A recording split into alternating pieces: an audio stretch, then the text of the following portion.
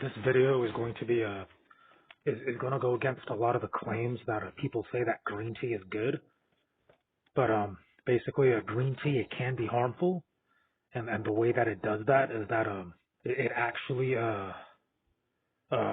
suppresses the macrophage receptor of CD36.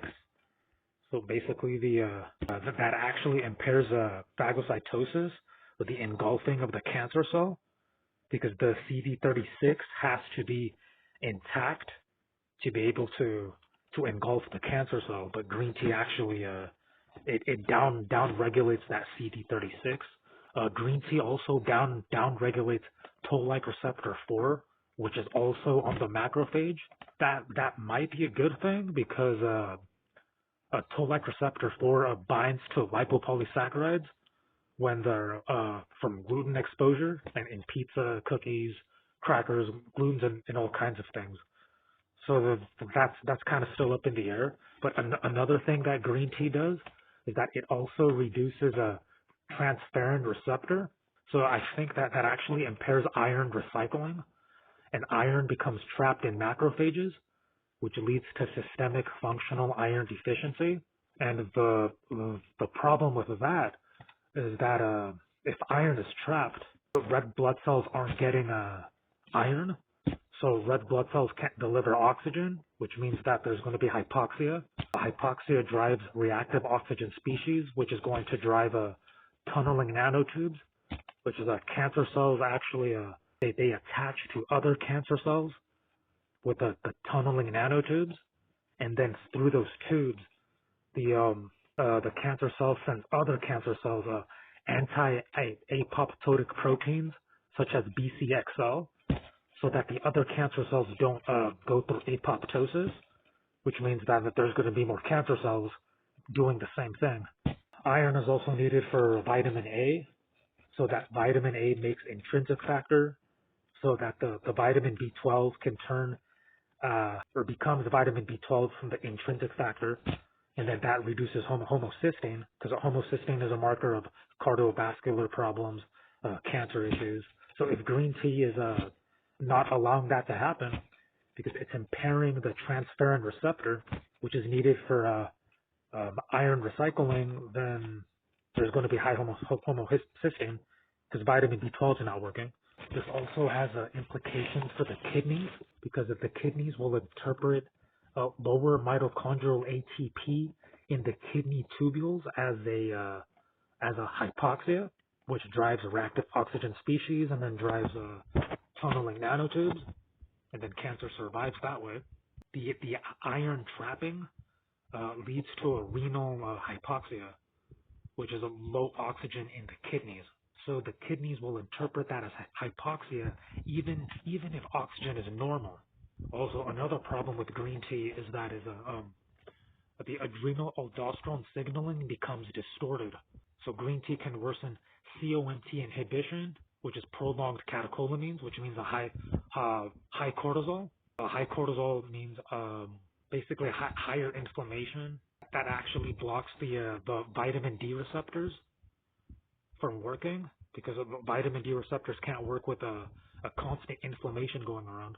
Another issue with green tea is potassium retention, because of impaired distal nephron signaling causes reduced potassium excretion. So that means that people, if they're retaining potassium, then they can't take more potassium, because that could worsen the heart issues. So that means that potassium accumulates intracellularly and extracellularly. So potassium retention alters membrane potentials, and vascular smooth muscle tone increases, which means that blood pressure rises despite normal or low sodium intake. So the key conditions where green tea is most harmful is when it's combined with low copper, low bioavailable iron because of the low copper, low vitamin A because of the low iron, low magnesium, low sodium intake, and high zinc exposure, which means chronic adrenal stress or cortisol instability. Even worse is that the high zinc is closing the chromatin. Side of the chromatin is the DNA and the gene transcription factors And that means that the transcription factors for immune cells are going to be not working, which means that the immune system is disabled. So that's a bad combination. If the green tea is suppressing the CD36 on the I think it was the macrophage, no, the CD36 on the cancer cells, because the chromatin is closed.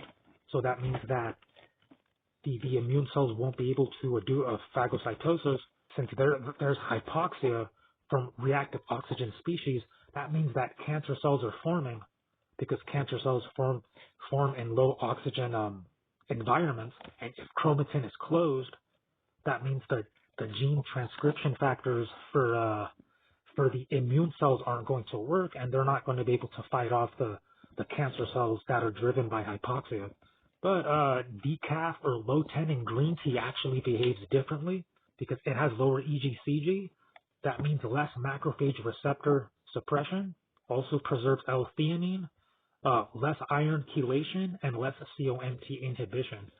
So if decaf low tannin green tea is reducing iron chelation, then that means that there's going to be iron for the red blood cells to deliver oxygen around the tissues, which means that there's not going to be hypoxia for cancer cells to grow from. Less iron chelation also means vitamin A is going to absorb, which means intrinsic factor is going to work, and vitamin B12 is going to work to lower homocysteine, because with low homocysteine means less inflammation. If there's B12, because of the iron is working, then that means that there's going to be glutathione, and the glutathione is going to reduce inflammation in reactive oxygen species, which means that there's going to be less tunneling nanotubes, because tunneling nanotubes survive off of reactive oxygen species. So maybe getting a decaf low tannin green tea is a much better choice than just a normal green tea.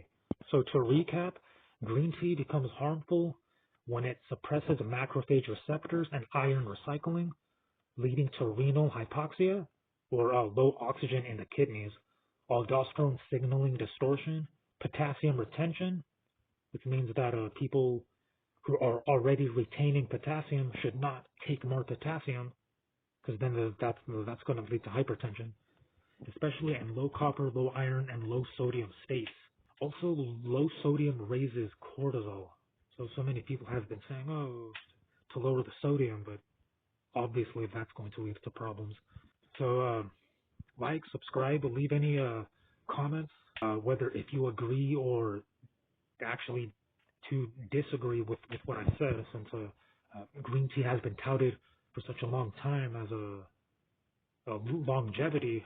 I guess it is longevity if it's low tannin. Yeah, decaf low tannin tea is better. So like, subscribe, and I'll see you in the next video.